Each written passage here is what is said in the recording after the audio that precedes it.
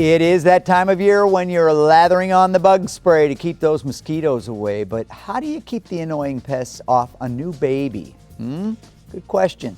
Allison Hunt is a nurse practitioner at St. Louis Children's Hospital, and she is here with the answer.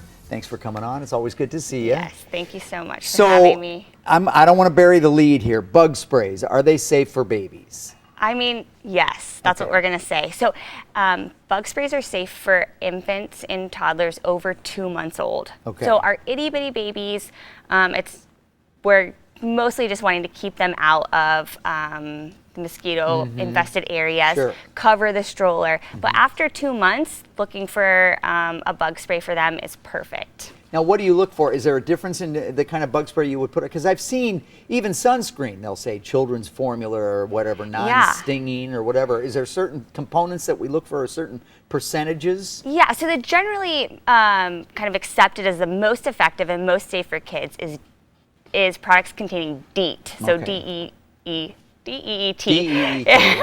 And we're looking for products that are between 10 to 30% DEET. Okay. And the way you're looking at the percentages is how long they're going to last. So thinking about your activity, 10% DEET tends to last about 2 hours, where 30% DEET lasts about 5 hours. And kind of in these cases, more is not necessarily more. Right. So anything over 30% is generally not proven to be more effective. And so we're wanting to get under 30%. It's more about how long it lasts. Exactly. So why put any more chemical on than you have to? Exactly. Yeah. So just use what's needed for that time.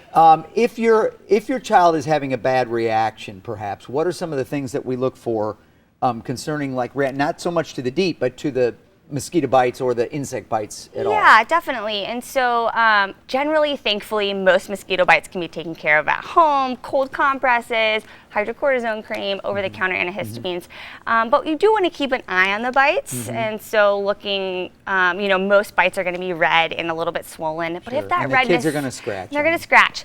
But if they open, they open their skin, if it continues to be red past about 48 hours, the redness is not going away. It's getting worse. You're worried about infection.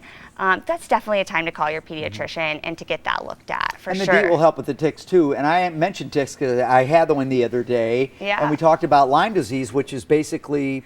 So Missouri is not endemic for Lyme disease, thankfully, but there are other tick-borne illnesses. So if you are removing a tick from the area on your child, you still do want to keep an eye out for those signs of infection.